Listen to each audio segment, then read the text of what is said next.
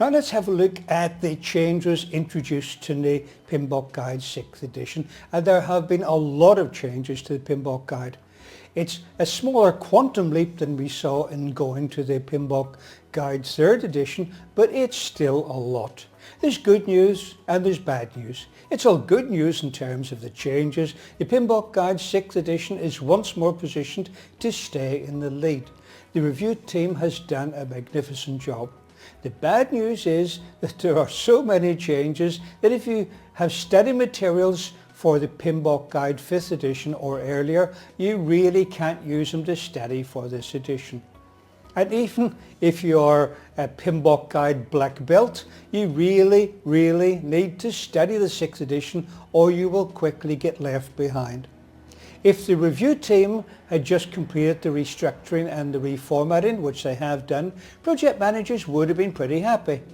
But what they actually achieved was like going up 2 levels, i.e. a number of improvements in the 6th edition I would not have expected until the 7th edition. So a big thank you again to the review team. But once again, it reinforces my earlier statement that you need to throw out your pre-6th edition study materials. I'd use only materials specifically designed for the PMBOK Guide 6th edition. Using the earlier ones, trust me, will be a real false economy. They actually will cause you to fail the examination. The standard for project management, which is an ANSI or American National Standards Institute standard, was developed by PMI. And then PMI based the PMBOK Guide on this standard. Many people get confused by this. They think that the PMBOK Guide is the ANSI standard, and I've heard many people say that, but it is not. It is based upon the PMI ANSI standard. You will find the standard for project management in part 2 of the PMBOK Guide 6th edition, starting from page 539, and you'll find it is very close to the PMBOK Guide. An ANSI standard has to be reviewed every 5 years to keep it relevant. After the review, it can be updated, left as is, or deleted, retired. And PMI decided to take the opportunity to perform significant updates because project management is constantly changing, and PMI needed to ensure that both the standard and the PMBOK Guide are still in alignment with today's project management profession. The PMBOK Guide review was headed by a 10-person committee from Australia, Israel, the UK, Spain, Canada and the US. The members were from across industry and government, and at least 5 of them had PhDs. And don't worry, I'm not going to go into all the history and rationale, interesting as it is, because I know you're anxious to discover what the actual changes are. I don't want to keep you waiting. With the release of the PMBOK Guide 3rd edition, PMI realised that there were 3 inputs that were common to many processes, which were the scope statement, work breakdown structure and the work breakdown structure dictionary. And so they decided to group them together into a single input, which we now know as the scope baseline. In a sense, they have used that sort of grouping, but in a much greater extent in the 6th edition, because this time they have grouped inputs, tools and techniques and outputs. However, first we need to know a little bit about the documents and plans in use in a project. And I've done a lot of work in this in the PMBOK 6th edition, and you can see this in table 4.1. Now that shows the typical contents of the project plan, a total of 18 items made up of 12 sub-plans, 4 baselines. I know the scope baseline is actually a group of 3 baselines, as I mentioned earlier, plus the life cycle description and the development approach. And I can see this sort of thing coming up in the examination because it's never been just this clear before. On the right hand side of the table are the project documents, and there are 33 of these. The project documents, also known as project management documents, are used by the project team and can be updated by the project team. That's important, but as you can see, they are not included in the project management plan, and right away I can see several examination questions out of this single table. You can of course tailor your project to use more or less items in the project management plan and the project documents, or you can split them on larger projects and combine them on small ones and so on. But the reason I'm showing you this is that in the PMBOK Guide 6th edition, any of these items, when they appear as inputs or outputs, will be grouped under the project management plan or project documents. So that's a huge change in itself, as we'll see later on. Okay, in fact, let's have a look to see how this works. We can examine figure 6.2.2, control schedule, inputs, tools and techniques and outputs. And as you can see, although all inputs and outputs are still itemized, they are grouped under project management plan or project documents. This is now essential because you will find a big increase in the number of inputs and outputs for some processes, and that will keep on happening with later releases of the PMBOK Guide. Here are the inputs to control schedule from the PMBOK Guide 5th edition. In the 5th edition there were 6 inputs, but in the 6th edition you can see 11 itemized inputs. In the 5th edition there are also 6 outputs, but in the 6th edition you can see 14 itemized outputs. In fact, the overall number of ITOs has increased by 17% from 618 to 722. I believe this grouping technique is a huge improvement in the new PMBOK Guide because you can clearly see the logic from the groupings. And there is another improvement too in the same area. Did you notice that the tools and techniques have been grouped as well? Data analysis has 6 elements, but a total of 13 itemized tools and techniques.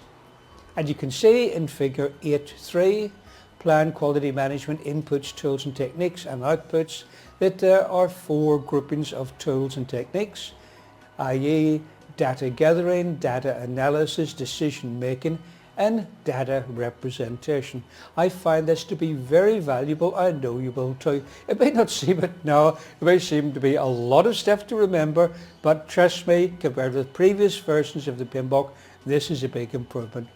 When the team was revising the PMBOK Guide for the 6th edition, they realized that although the tools and techniques have been growing with each edition, research showed that a number of them are rarely used. And so they analysed them with an affinity diagram to work out the common groupings of tools and techniques, and they discovered they could be largely grouped into the following 6 groupings.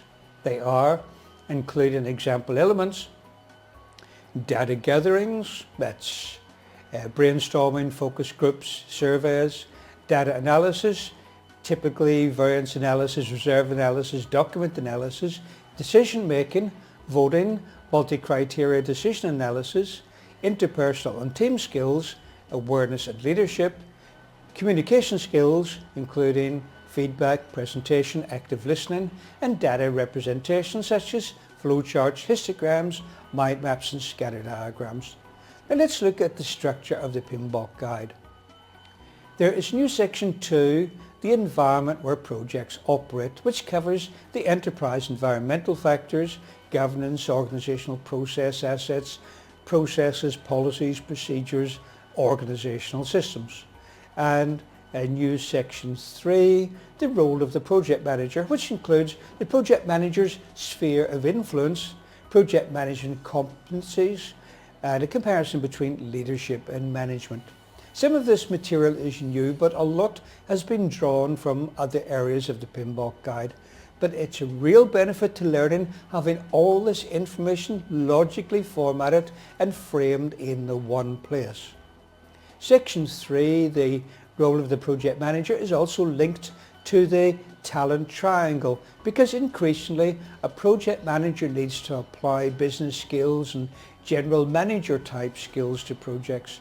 There's also a strong need to understand industry and financial implications, especially in very large projects and multinational projects.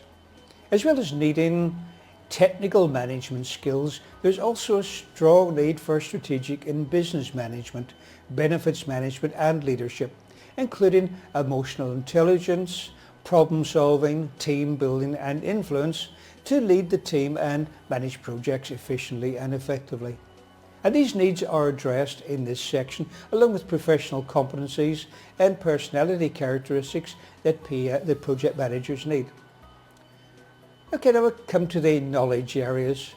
A unified structure has been applied to each chapter. Thankfully, we've seen it come through in bits and pieces from the 3rd edition. Now we've just about arrived. And these are introduction to the section, processes, description of the ITOs, the inputs, tools and techniques and outputs. Also 4 new subsections have been added to each. The key concepts, trends and emerging policies that shows what's starting to happen in the project management sphere but can't yet be considered mainstream. Tailoring considerations, topics to think about when tailoring project documents and processes rather than instructions for actually applying the tailoring. And considerations for agile and adaptive environments, and we've seen a big uptake in these areas. There are still 10 knowledge areas, thankfully, no more to learn, and they are still in the same order, which I'm really pleased about. However, 2 knowledge areas have been renamed. The team decided it was impossible to manage time. Maybe they discovered that when they were revising the PMBOK.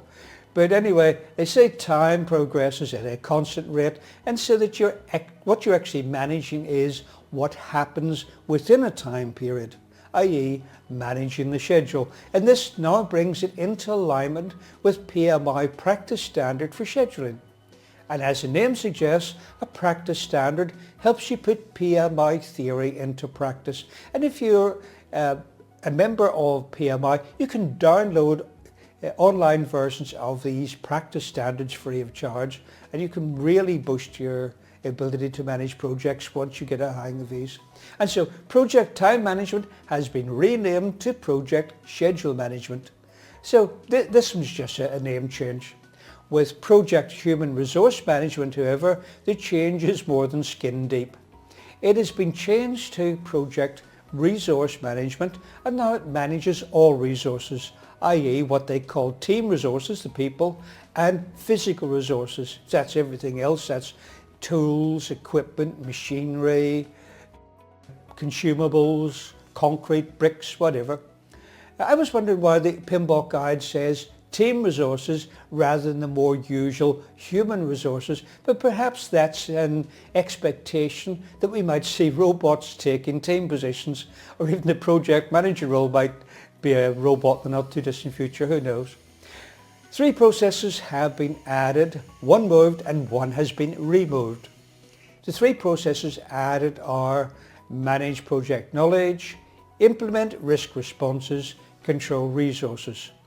1 process moved is estimate activity resources, moved from what is now called schedule management to resource management, and 1 process removed, close procurements, because they worked out that the project manager very rarely actually closes procurements. This brings the total number of processes in the PMBOK 6th edition, PMBOK Guide 6th edition I should say, to 49. And this is a popular examination question. How many processes does the PMBOK Guide have? If you know this answer, just tick the 49. You got 1 mark. All questions on the examination have 1 single mark. You could spend half a page working out a complicated answer and get a mark, or you can just know the simple answer, 49, and you've got the same mark. So try to get the easy marks, the low-hanging fruit. Manage project knowledge. There is a lot of knowledge generated in a project, even if the project fails, and that's an important point too. But the problem is with the knowledge, although it's paid for by the organisation, it's seldom retained, and so they have to make the same mistakes and rediscover the same solutions and make the same plans over and over and over again. Managed project knowledge is intended to reduce this shortfall by building a pragmatic, knowledge-retaining culture into the project environment. This knowledge will be treated like an asset, which it is, and will be recorded, managed, stored and passed on to future projects within the organisation. In fact, in some instances, knowledge can be sold to organisations, but make sure it's a legal sale. Don't try to sell information you've learned from working somewhere else. It's stored in the lessons learned register during the project, which is then an input to many processes. At the end of the project, the Lessons Learned Register will be edited and added to the organization's Lessons Learned repository. And so the repository is where you're building up cross-project knowledge within the organization over time, and that's a really valuable asset. The next change is absolutely amazing, not just because it's a great process, but because it's never been included in the PMBOK guide before. In fact, when I was giving a presentation recently and mentioned this process, project managers in the audience argued that it was in the previous versions of the PMBOK guide, and I had to stop and show them from the PMBOK guide 5th and 4th editions and prove that it wasn't there. Now, what is this essential mysterious process then? It's called Implement Risk Responses. In previous editions of the PMBOK guide, we identified the risks, analysed and assessed them, developed responses, and then just stopped. We didn't actually stop, of course. It's just that the previous versions of the PMBOK guide assumed that the risk responses would somehow be implemented in the project activities. But such an assumption is dangerous and actually adds risk to the project. In project procurement management, the closed procurements process in closing process group was deleted because the review team discovered that it was extremely rare for a project manager to actually close the resources. This is usually left to a contract expert, and so the administrative procedure closure activity was moved to integration management. Some processes were renamed. Control in general was renamed to monitor to reflect the more facilitative and collaborative approach. The processes that changed name were Perform Quality Assurance, Section 8.2, Manage Quality, Human Resource Management, Section 9.1, Plan Resource Management, Acquire Project Team, Section 9.2, to acquire resources, Develop Project Team, Section 9.3, to develop team, Manage Project Team, Section 9.4, to manage team, Control Communications, Section 10.3, to monitor communications, Control Risks, Section 11.6, to monitor risks, Plan Stakeholder Engagement, Section 13.2, Plan Stakeholder Engagement, and Control Stakeholder Engagement, Section 13.4, to monitor stakeholder engagement. Knowledge area changes. Project Integration Management. A new process, Manage Project Knowledge, was added as mentioned before. More emphasis has been placed on incorporating lessons learned. Also, some information about closed procurements has been added, as I mentioned earlier too, because you moved the administrative procurement closure activity to integration management, because PMI's research suggests that most PMs often validate against the statement of work and confirm the work is actually complete, but they don't actually close procurements. Scope management, business analysis and agile methods have been mentioned in the scope because they are becoming more popular. In schedule management, which was previously called time management, agile methods are mentioned here too, but not particular methodologies, as schedule management focuses on scheduling. Resource management, which was previously human resource management, estimating resources has been moved to this knowledge area. Cost management, that's had almost no changes. Quality management, there's been a shift away from quality assurance to managing quality, which is a larger thing than just the quality assurance. A new technique, test planning, has been added. Also added problem solving and testing and product evaluation. Resource management, formerly human resource management, a lot of changes because this knowledge area includes all resources. Physical resources have been added to team resources. The plan, estimate and acquire processes cover both types of resources. Develop team and manage team cover, well, just team resources of course, and control processes for just physical resources. Communications management, this has been updated to include social computing and social networks, political awareness, cultural awareness and communication skills. These are intended to make it more human focused. There's also a clean-up of the terminology to differentiate between communication without an S as the exchange of information and communications with an S, meaning the sharing of communication, and communications includes both the technology and the artifacts. Now we come to risk management. Implement risk responses has been added. As mentioned previously, the PMBOK guide went just as far as plan risk responses. As I mentioned earlier too, previously it was assumed that the responses would be implemented as part of the project work somehow, but with risks this is a dangerous assumption. The control risks process is now monitor risks. Stakeholder management has had many changes to bring it up to best practice. Procurement management also received quite a makeover as it was agreed it was out of touch with modern practice, especially with large procurements, computerized procurement applications and international and multinational contracts. Other key changes, there's a greater emphasis on benefits management, which I'm particularly pleased to see as I'm a Prince 2 practitioner as well. A new risk response escalate has been introduced. The purpose of that one is this is just too big for us to handle. Project can't handle it. We've got to hand it up to executive management, let them take care of it. Several agile concepts have been introduced to develop schedule process. The concept of business documents, which consists of business case and business management plan, have been introduced, and take care not to mistake the business documents with the project documents. The business documents are just these two things, the business case and the benefits management plan. And as you find later on in the course, that the project documents, the 33 project documents, can be modified by the project team. The business documents, the business case and the benefits plan cannot be modified by the project team. The project manager can recommend changes to, say, the sponsor, for example, but can't actually make those changes.